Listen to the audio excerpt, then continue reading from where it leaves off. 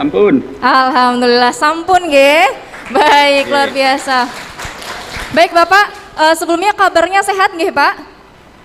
Ya, alhamdulillah mugi sedulur-sedulur TNI Rumah Tengah Yogyakarta tansah sehat walafiat. Amin. Wonten masalah punapa-punapa. Baik. Baik Bapak, kami silahkan untuk dapat menyampaikan hikmah syawalan dan juga pidato kebangsaan hari lahirnya Pancasila. Kami silahkan Ustadz Hidayat Nur Wahid. Ya, baik, matur nuwun. Assalamualaikum warahmatullahi wabarakatuh.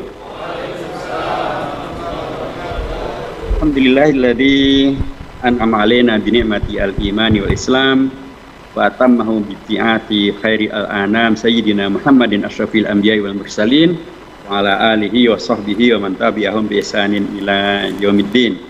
Qala Allah azza wa jalla fi kitabil aziz, a'udzu billahi minasyaitonir rajim. Bismillahirrahmanirrahim. Wal 'asr innal insana lafi khusr illa alladziina amanu wa 'amilus sholihat wa tawassaw bil haqq wa tawassaw bis sabr. Sadaqallahul adzim wa sadaqar rasulul karim. Ingkang tansah kinurmatan yang selalu kita hormati para kiadah kita, pimpinan PKS yang selalu bersama kita semuanya, baik di tingkat DPP ada bersama kita Ustaz Dr. Haji Sukamta, sekaligus juga anggota DPR dari Dapil Yogyakarta, dari MPW, dari BPW Jatijaya Bapak Wajdi Rahman dan segenap pengurus dari Wilda yang hadir. Kemudian juga dari kiadah kita di Yogyakarta, dari MPW kita Bapak Ustadz Dwi Budi Utomo SPT dan seluruh jajaran pimpinan MPW, Ketua DSW TKS di Yogyakarta Bapak Ustadz Haji Ahmad Khudori LC, beserta seluruh jajaran pimpinan daripada Dewan Syariah Wilayah dan Presiden PKS di Yogyakarta, Ketua DPP PKS Yogyakarta Ustadz Haji Agus Masnudi ST, subhanallah, beliau sarjana teknis saja menjelaskan tentang mocopat begitu sangat gamblang ya, apalagi kalau beliau sarjana sastra Jawa mesti lebih sandalang tadi mesti malah sarjana teknis saja begitunya. Tentu kepada seluruh keluarga besar PKS dan para pimpinan PKS di DPD, di DPC, di DPRA, keluarga PKS, keluarga besar PKS di seluruh level dan seluruh lembaga yang ada, dan hadirin hadirat Wargi Ngaib Yogyakarta Hadiningrat yang semuanya saya hormati, termasuk tadi grup mocopatan yang sangat luar biasa yang telah menghibur kita semuanya. Dan saya tadi baca di chatting ada yang sampai liar-liar bikin ngantuk katanya ya. Tapi itu bukan bikin ngantuk sesungguhnya, tapi bikin kita semakin merenung dan semakin terhibur juga insya Allah. Baik, sekali lagi alhamdulillahirabbil alamin, kita bersyukur pada Allah Subhanahu wa taala. Keluarga besar PKS dikaruniai oleh Allah karunia yang sangat-sangat luar biasa. Baik karunia yang bernama iman, Islam, ihsan gitu ya, karena tadi sampai juga mengumpulkan bantuan untuk anak-anak yatim kita ya, peduli kepada sesama, termasuk bantuan pastilah juga untuk Palestina. Tapi juga kita sangat bersyukur bahwa sekalipun kondisinya COVID-19, tetapi Allah menjaga kita semuanya untuk tetap bisa melaksanakan dan melanjutkan kegiatan. Kita tidak akan kepaten obor gitu ya, apalagi dakwah Islam tidak akan kepaten obor, partai Islam tidak akan kepaten obor, umat Islam dan bangsa Indonesia tidak akan kepaten obor. Adanya COVID-19 bukan berarti kiamat, ya, adanya COVID-19 malah tantangan agar kita tetap bisa melaksanakan kegiatan dengan cara-cara yang memungkinkan. Sekali ini ada hybrid, ada yang offline, ada juga yang online. Menegaskan kembali juga bahwa PKS siap untuk kemudian melanjutkan kiprahnya, merealisasikan visi misinya dalam kondisi apapun, kondisi offline oke, kondisi online oke ya, dengan generasi mocopatan oke, generasi kolonial juga oke, dengan generasi milenial juga oke, dengan generasi YouTuber juga oke. Jadi ini PKS insya Allah siap untuk kemudian membersamai semuanya. Kita bersyukur pada Allah Subhanahu wa taala karena kita diberi karunia yang sangat luar biasa ini. Tidak banyak atau tidak semuanya kemudian bisa memahami kondisi semacam ini. Kita bersyukur dan sekali lagi mudah-mudahan dengan syukur ini maka Allah akan melipat gandakan karunia-Nya, karena memang masih banyak sekali yang kita minta, kita harap, dan kita jangkakan, kita programkan, dan sampai sekarang belum terselesaikan. Tadi untuk dana yatim saja 500 juta belum terselesaikan gitu ya. Karenanya syukur itu menjadi bagian daripada yang mudah-mudahan akan menghadirkan pelipat gandaan segala apa yang kita harapkan, segala apa yang kita cita-citakan, kita programkan akan bisa kita realisasikan, sehingga betul-betul menghadirkan PKS yang Islam rahmatan lil alamin, menjadi partai yang kokoh dan kuat untuk semakin selalu bisa bersamai melayani bangsa, termasuk bangsa warga yang ada di Yogyakarta, Yogyakarta Hadiningrat ini. Yang kedua tentu juga harus saya sampaikan jazakumullah khairan kepada PKS Yogyakarta yang saya untuk kita bisa bersilaturahim kembali gitu ya. Dan tentu juga insya Allah nanti hari Selasa yang akan datang Presiden PKS akan diterima oleh PP Muhammadiyah, mudah-mudahan akan juga bisa terselenggara silaturahim dengan PKS Yogyakarta. Dan itu menandakan kembali bahwa alhamdulillah karunia Allah yang Allah berikan kepada PKS bernama pemahaman yang baik tentang berbangsa, bernegara, berkeumatan melalui silaturahim keumatan, silaturahim kebangsaan bisa kita selenggarakan.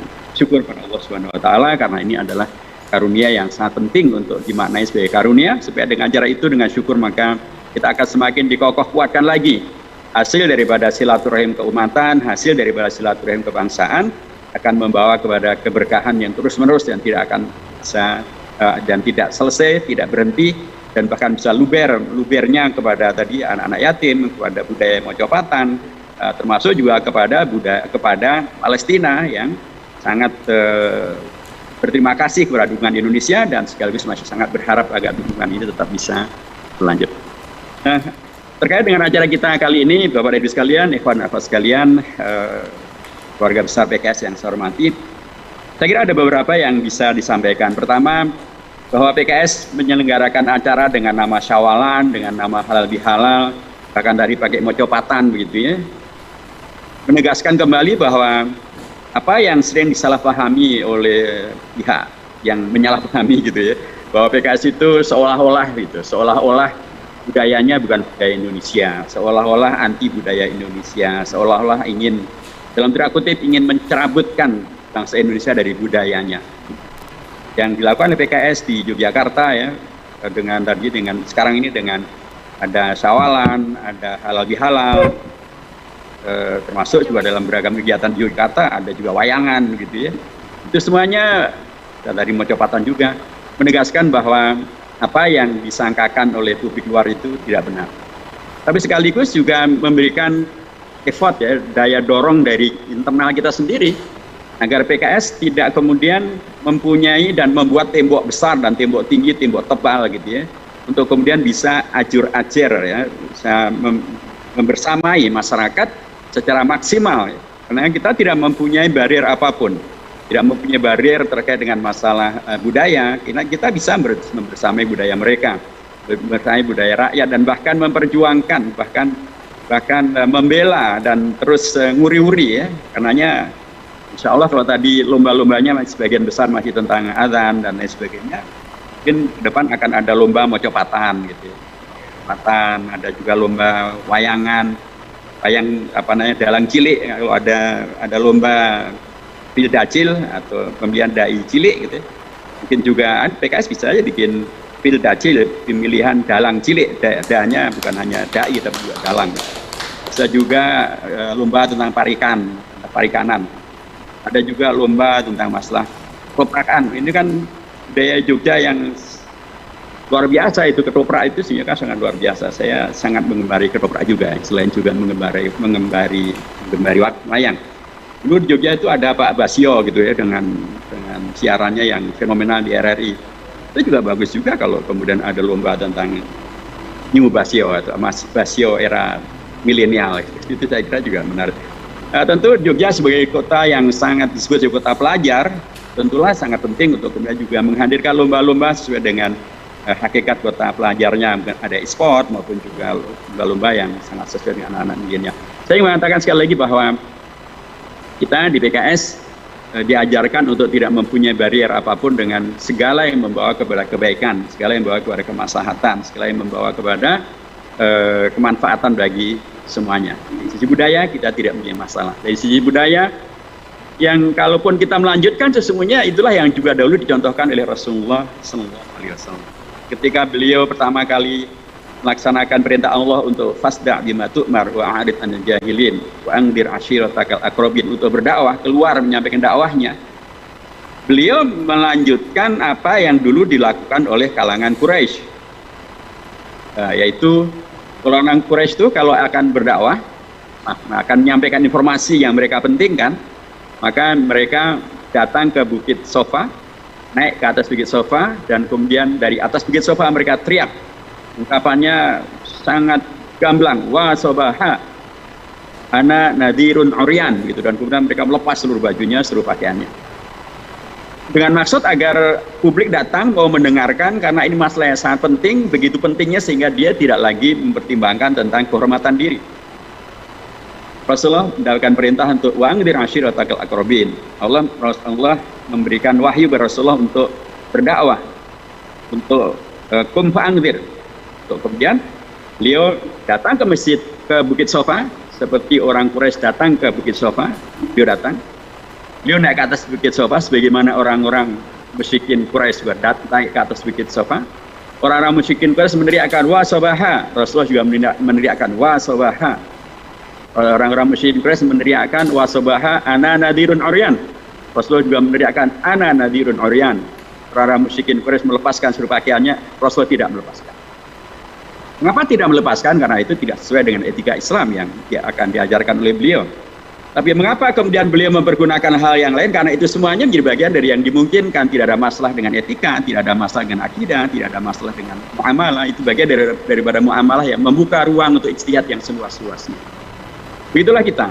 Jadi kalaupun kemudian PKS mengikuti adanya halal bihalal, adanya syawalan, adanya tayangan, adanya peringatan macam-macam, selama itu kemudian tidak mengandung unsur-unsur yang terkait dengan masalah kemaksiatan, kesyirikan, hal-hal yang kemudian tidak sesuai dengan prinsip yang ma'ruf, PKS akan kemudian membersamai. Seperti sekarang ini misalnya, kawalan, halal bihalal, semuanya menghadirkan kepada silaturahim yang sangat dianjurkan, dan PKS tidak ragu untuk melaksanakannya. Itulah yang dikerjakan oleh PKS di tingkat nasional, ada halal bihalal nasional, tingkat DPW selanjutnya ini, tadi saya juga di tingkat DPC juga syawalan dan halal bihalal, dan kita semuanya melakukan.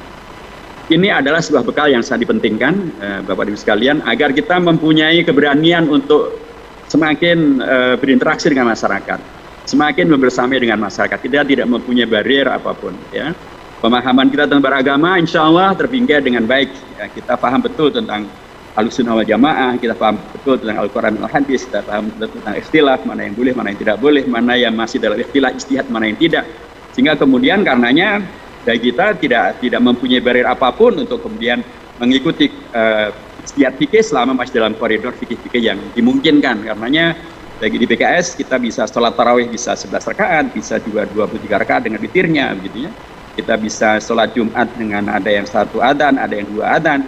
Karena semuanya dari sisi dalil semuanya masih dimungkinkan. Yang nggak boleh adalah kalau kita malah kemudian tidak sholat Jumat, itu baru bermasalah. Nggak boleh malah kalau kita tidak sholat tarawih. Jadi kalau sholat tarawih mau 11, mau 23 dan witirnya, khutbah Jumat 1 adzan atau 2 adzan, semuanya dalam konteks fikih masih dimungkinkan, masih ada marja'nya, masih ada rujukannya. Nah, bagaimana dengan kebangsaan kita? Tadi disebutkan bahwa hari ini juga adalah hari nasional, hari lahirnya Pancasila. Ya, harus juga diingatkan bahwa sesungguhnya Kepres yang ditangani Pak Jokowi tentang hari lahir Pancasila itu sesungguhnya tidak berhenti hanya 1 Juni saja. Itu di poin-poinnya nanti akan kita dapatkan. 1 Juni memang adalah hari di mana Bung Karno mempidatokan Pancasila versi Bung Karno. Tapi berlanjut menjadi Pancasila tanggal 22 Juni, berlanjut pada tingkat finalnya pada tanggal 18 Agustus. Jadi itu adalah satu rangkaian yang tidak terputus dan tidak boleh diputuskan. Nah, dengan cara itu maka kita memahami bahwa Pancasila ini sesungguhnya ada dinamika yang kemudian menyertainya. Bahkan ketika kemudian menyebut tentang Pancasila 18 Agustus atau 22 Juni, sesungguhnya juga itu bagian daripada kalau kita mau agak detail begitu ya, Itu kan rujukannya kepada pembukaan Undang-Undang Dasar atau Piagam Jakarta, dan di sana di alinea keempat itu langsung disebutkan tentang 5 sila ini, tapi kata-kata Pancasila tidak disebutkan.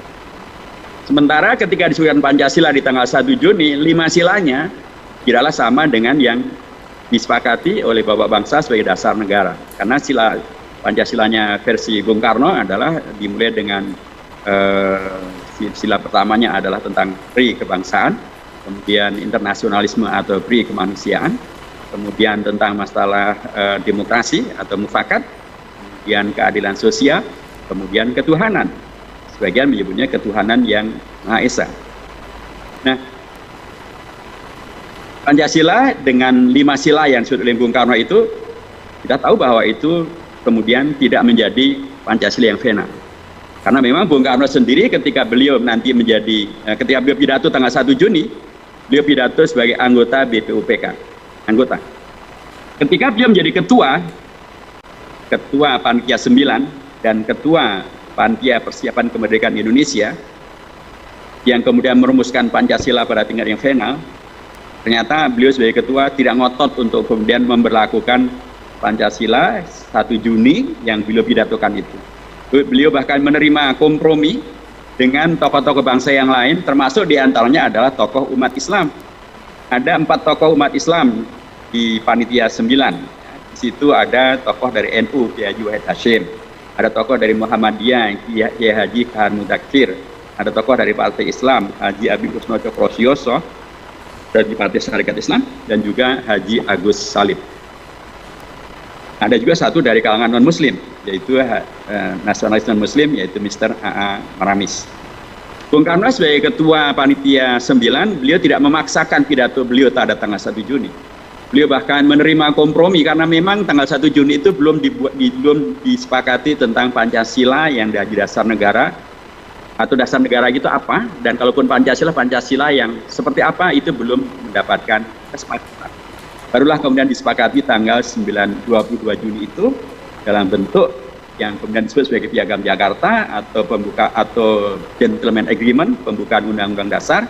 Di alinea keempat, di paruh akhirnya disebutkan bahwa mendirikan negara Republik Indonesia yang berkedaulatan, yang berdasarkan kepada ketuhanan dengan kewajiban melaksanakan syariat Islam bagi penduduk-penduduknya, kemanusiaan yang adil dan beradab, persatuan Indonesia, kemudian kerakyatan yang dipimpin oleh hikmat kebijaksanaan dalam urusan perwakilan, dan serta mewujudkan suatu keadilan sosial bagi seluruh rakyat Indonesia. Itulah 5 butir yang nilai yang kemudian disebut bahwa inilah Pancasila, sekalipun di situ tidak disebut kata-kata Pancasila.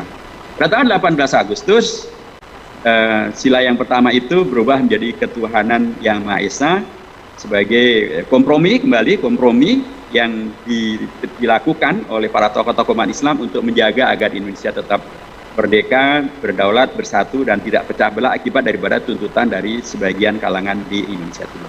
Apa yang saya katakan dalam konteks ini, bahwa Pancasila mengalami untuk mendapatkan keputusan akhirnya ada dinamika yang demikian amat sangat dinamis, di mana juga kemudian melibatkan peran daripada tokoh-tokoh umat Islam dari kalangan NU, dari kalangan Muhammadiyah, dari kalangan Partai Islam. Sebenarnya tokoh-tokoh umat Islam ini juga menerima keterlibatan dan menerima kompromi dengan pihak-pihak dari kalangan nasionalis, dan termasuk bahkan dari kalangan yang non-muslim sekalipun. Apakah ini selesai di sini? Ternyata kan juga belum, Bapak dan yang saya hormati. Kalau kita merujuk pada Pancasila sekarang kan bukan sekedar poronya ya, bukan sekedar redaksionalnya, tapi kan juga ada simbolnya. Ada lambang Garuda Pancasila. Ada juga simbol dari masing-masing silanya, gitu. Apakah itu sudah ada pada tanggal 18 Agustus? Belum ada. Karena simbol Garuda Pancasila itu baru terjadi pada tahun 1950.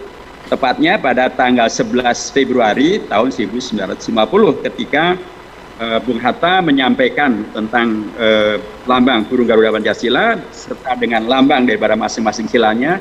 Yang pertama dengan lambang bintang 5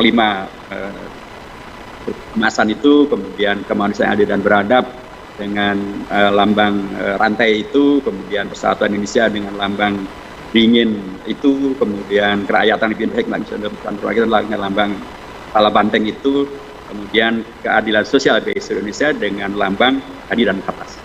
Itu baru diajukan ke Parlemen RIS tanggal 11 Februari tahun 1950 dan saat itulah disepakati Pancasila, namanya adalah burung Garuda Pancasila, diciptakan oleh seorang sultan yang adalah seorang yang syarif, yang habib, Sultan Asy-Syarif Muhammad Al-Qadri, Abdul Hamid Al-Qadri kedua dari Pontianak. Tetapi lagi-lagi apakah sudah selesai? Ternyata kan juga belum. Karena sekarang kan kita nyebut ya Pancasila, 1, ketuhanan yang Maha Esa, 2, kemanusiaan dan beradab, 3 dan seterusnya. Tadi kan sudah disebut tuh tentang masalah simbol dan lambang-lambangnya yang ada di sana. Ada burung Garuda Pancasila, ada bintang 5, ada rantai, ada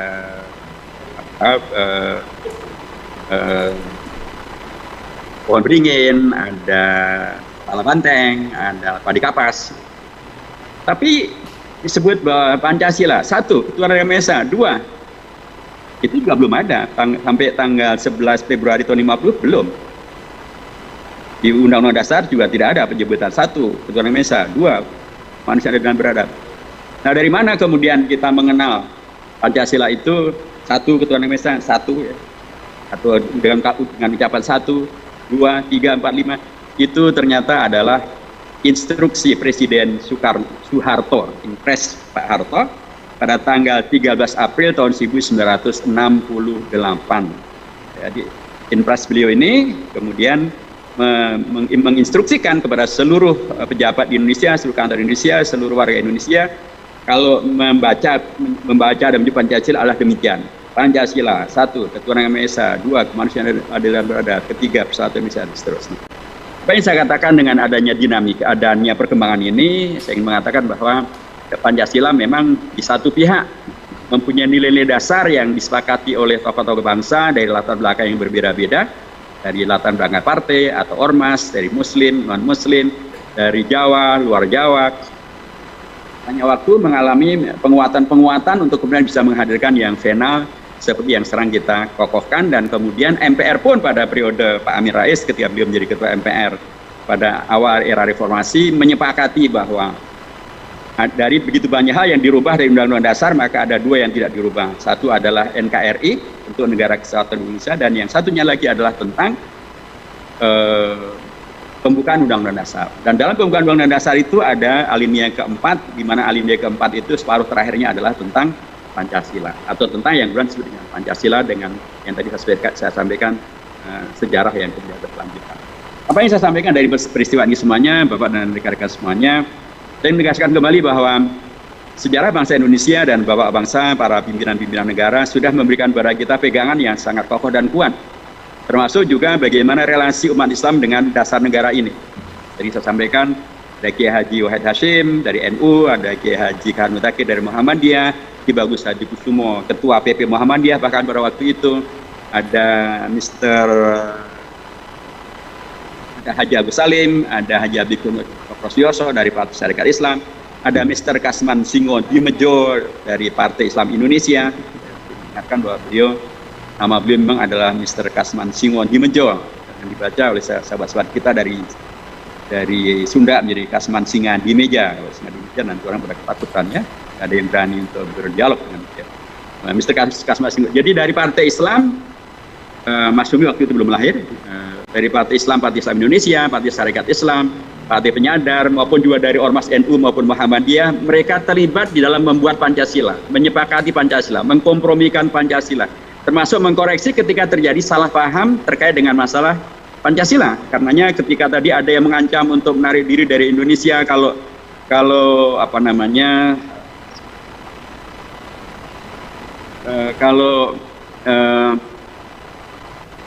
7 kata dalam Piagam Jakarta tidak dihapuskan, maka 4 tokoh umat Islam segera berembuk bersama dengan Bung Hatta dan membuat solusi ketuhanan berubah menjadi ketuhanan yang Maha Esa.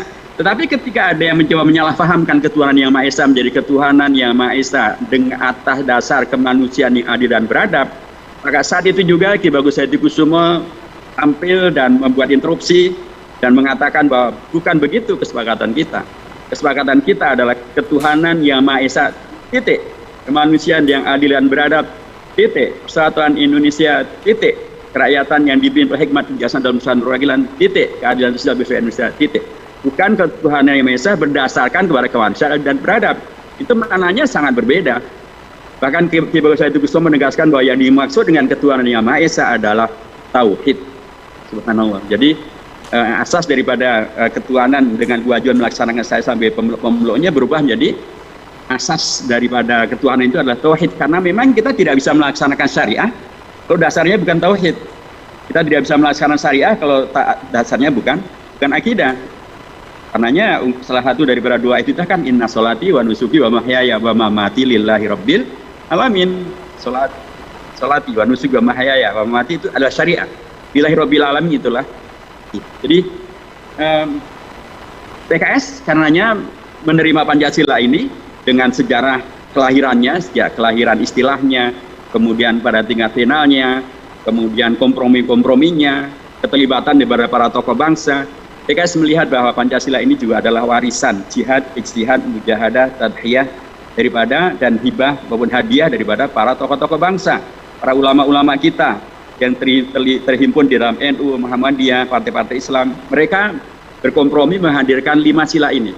Yang oleh para tokoh, para ulama seringkali juga disebutkan bahwa Pancasila itu bisa ditafsirkan atau bisa diterangkan dalam konteks fikih sebagai tujuan bersyariah, tujuan beragama. Itulah yang disebut sebagai ad-daruriyat al-khams, 5 prinsip di dalam ajaran agama Islam. Yang pertama adalah hifdzu ad-din, menjaga agar agama terlaksana, terimplementasikan, bisa menghadirkan kemanfaatan dan kemaslahatan. Itulah ketuhanan yang Maha Esa dengan penegasan disampaikan oleh Ki Bagus Hadikusumo itu. Karenanya juga di sini menjadi amat sangat penting untuk diingatkan bahwa PKI tidak terlibat dalam pembuatan Pancasila. Tidak ada PKI atau pimpinan PKI di dalam Panitia 9, di PPKI. Tidak ada. Di BPUPK tidak ada. Yang ada nanti pada bulan September tahun 48, PKI malah memberontak kepada Indonesia, pemerintah yang sah. Tokoh-tokohnya ada Amir Syarifuddin, ada Muso, dan keduanya tertembak mati di Madiun. Jadi, maka kalau kemudian di sila pertama itu adalah ketuhanan yang Maha Esa, karena memang PKI tidak terlibat. Jadi kalau kemudian belakangan ada yang kemudian mengadu dombakan ya antara sila pertama ketuhanan yang Maha Esa dengan sila ketiga persatuan Indonesia, antara Al-Quran dengan Pancasila, ya itu jelas wawasan kebangsaannya bermasalah. Dia layak untuk diuji wawasan kebangsaannya dan tidak layak menguji wawasan kebangsaan karena dia masih sangat bermasalah. Jadi para tokoh umat kita ini dari NU, dari Muhammadiyah, dari Partai Islam, mereka terlibat di dalam menghadirkan pembahasan terkait dengan dasar negara yang memenuhi kriteria di dalam apa yang disepakati para ulama sebagai ad-daruriyat al-khams. Yang pertama adalah hifdz ad-din, menjaga agar agama bisa dilaksanakan, agama tidak dinistakan, agama tidak dipinggirkan, agama tidak dihilangkan, agama tidak. Nah, itulah hifdz ad-din, ketuhanan yang Maha Esa, apalagi dengan tafsir yang ditegaskan oleh Ki Bagus Hadikusumo. Yang kedua adalah hifdzu an-nafs atau hifdzu al-ird, itulah kemanusiaan yang adil dan beradab. Kemanusiaan adil dan beradab ini saya memberikan pemahaman dasar bahwa kehidupan kita sebagai bangsa dan ketemu dengan kehidupan kita dalam konteks ajaran agama, yaitu menjaga agar kemanusiaan kita tetap terjaga, wongnya itu tetap terjaga, kemanusiaan kita, kehormatan kita sebagai manusia, yang salah satu diantaranya adalah dalam bentuk ketika terjadi nilai kemanusiaan terlaksana, nilai keadilan terlaksana, dan nilai keadaban terlaksana. Itulah hifdzu an-nafs, hifdzu nafs atau hifdzul ird, menjaga kehormatan diri, kehormatan jiwa, kehormatan manusia. Itulah sila yang kedua.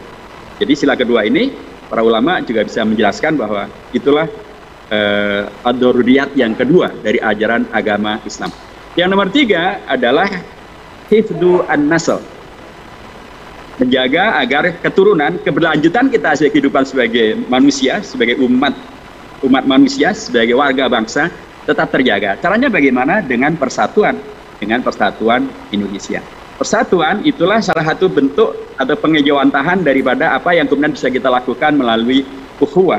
Ya, Sebenarnya kita sangat diperintahkan untuk selain wa'tasimu bihablillah jami'an, kita juga diperintahkan untuk ta'akhu fillahi akhwain berukhuwah.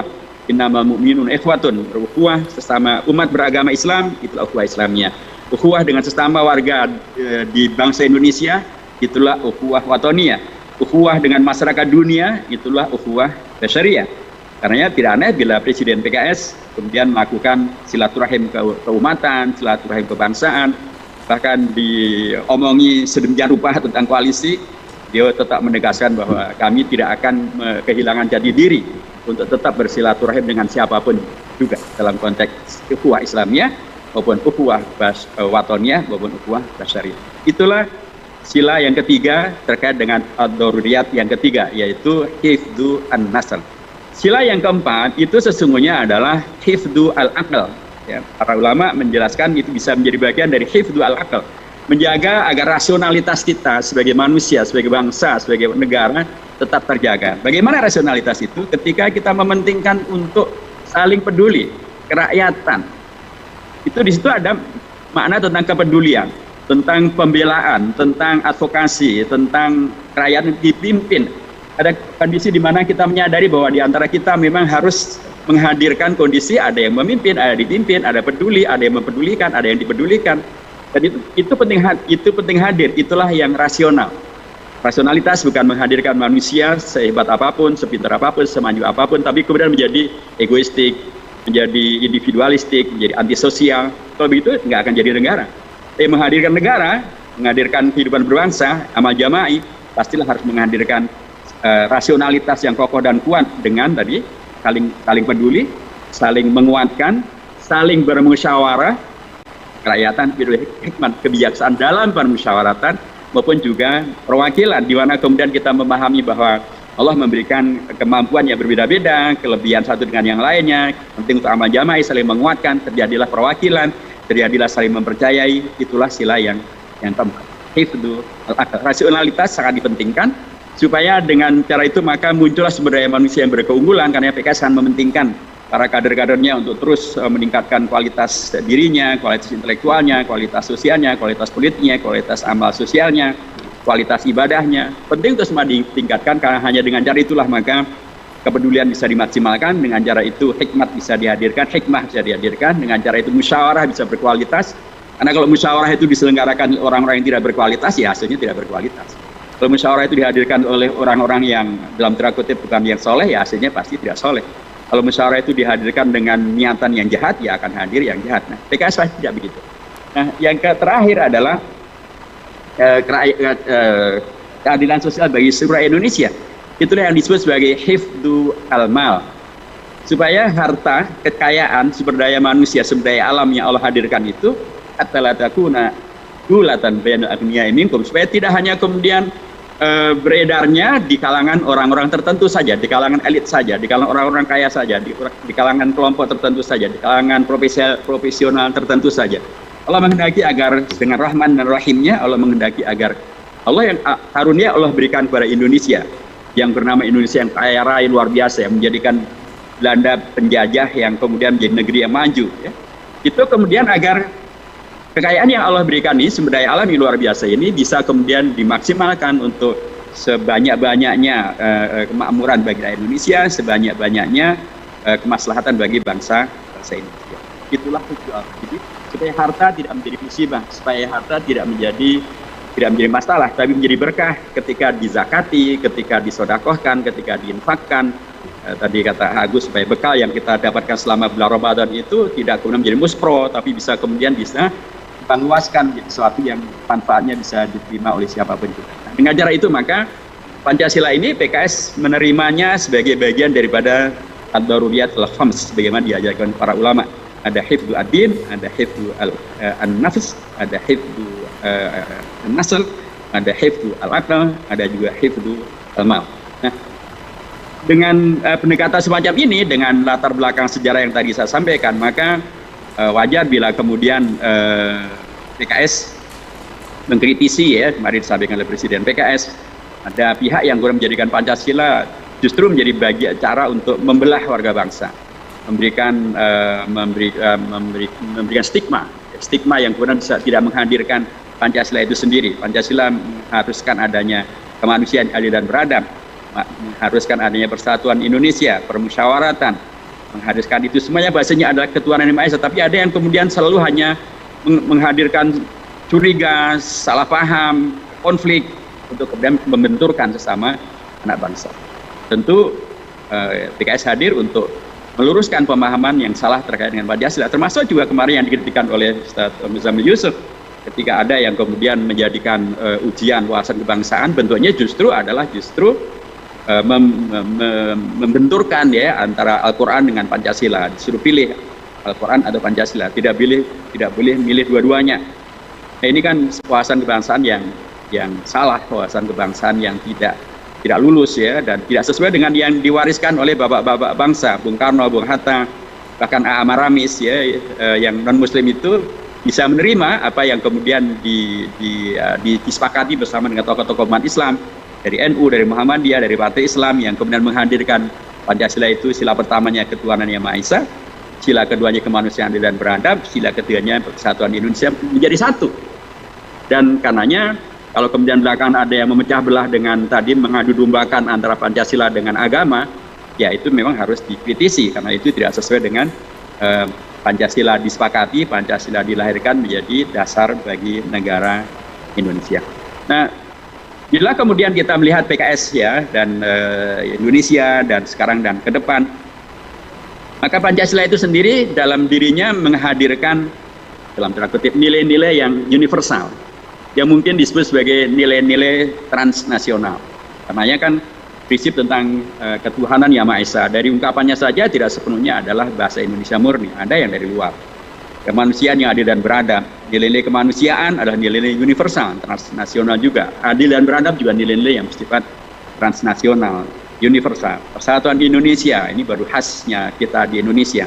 Kerakyatan yang ditinjau hikmat, bijaksana dalam permusuhan perwakilan, itu lagi-lagi nilai demokrasi yang datangnya juga dari internasional. Keadilan sosial bagi rakyat Indonesia, keadilan sosial tentu adalah prinsip yang juga datang dari luar. Tapi semuanya kita akomodasi karena itu semuanya adalah sesuai dengan apa yang menjadi jati diri bangsa Indonesia, disepakati oleh tokoh-tokoh bangsa. Sehingga karenanya Indonesia yang merdeka dan sudah dinyatakan kemerdekaannya pada alinea yang keempatnya sebagai untuk juga tidak hanya sekedar menjadi penonton, tapi untuk kemudian bisa melibatkan diri untuk menghadirkan ketertiban dunia dan untuk ikut serta menghadirkan ketertiban dunia yang didasarkan kepada perdamaian yang abadi, kemerdekaan dan keadilan sosial.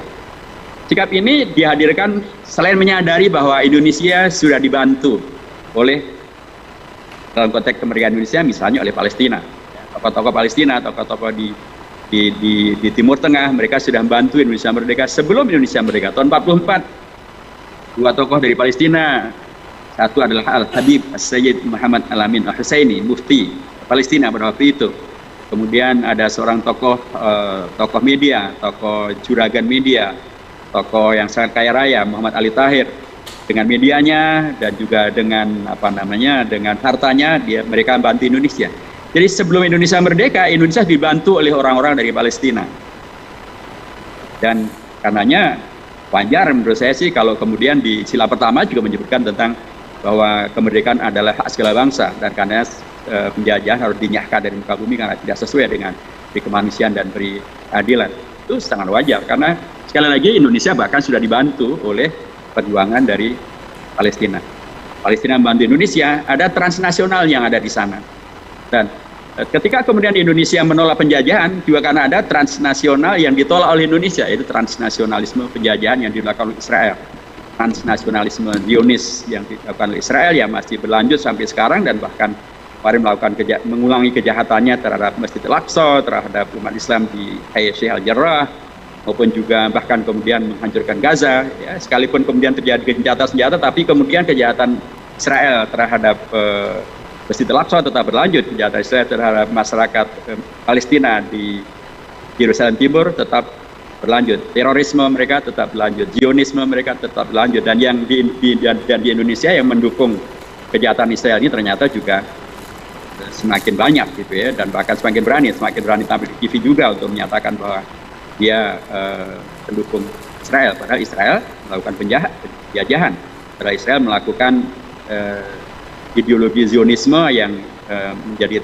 ideologi terorisme. Jadi ideologi Zionisme teroris ini juga bagian dari transnasional yang berkembang di Indonesia yang harus juga amat sangat diwaspadai. Jadi sekali lagi saya ingin mengatakan bahwa Pancasila yang kemudian kita terima oleh PKS, kemudian diterima sebagai dasar negara, dan kemudian dan dinamika yang tadi saya sampaikan, di situ ada tokoh-tokoh umat yang terlibat secara langsung menghadirkan kompromi, menghadirkan pengorbanan, menghadirkan hadiah, menyelamatkan Pancasila. PKS hadir juga untuk menyelamatkan Pancasila dari tadi upaya untuk mengadu dombakan antara Pancasila dengan agama, gitu ya. Atau dulu ada RUU HIP ya, yang kemudian ditolak juga oleh PKS, karena dalam RUU HIP itu ada penyelewengan terhadap Pancasila di dua halnya. Pertama, di Pancasila bisa diperas menjadi Trisila atau Ekasila, sesuatu yang tidak pernah dilakukan oleh Bung Karno sesudah 1 Juni ketika beliau pada tanggal 22 Juni menjadi ketua ketua Panitia 9, kemudian menjadi ketua PPKI sejak tanggal 7 Agustus. Beliau tidak pernah lagi menyebut tentang Pancasila bisa diperas menjadi Trisila atau menjadi Ekasila. Jadi kalau ada yang kemudian menghadirkan Pancasila bisa diperas menjadi Trisila atau Ekasila, itu penyimpangan terhadap Pancasila yang sebenarnya. Ideologi Pancasila yang baik dan benar adalah yang sudah ditetapkan oleh PPKI pada tanggal 18 Agustus, dan itu adalah ideologi yang tidak bisa diperas menjadi Trisila atau menjadi Ekasila. Itulah ideologi PKS, Pancasila 18 Agustus. Di RUU HIP juga ada penyimpangan terhadap Pancasila, karena di banyak pasalnya di RUU HIP itu tidak menyebut ketuhanan itu dalam sebutan yang benar, ketuhanan yang Maha Esa. Kadang-kadang hanya disebut ketuhanan saja. Kadang-kadang disebut ketuhanan yang berkebudayaan. Itu sesuai dengan Trisila.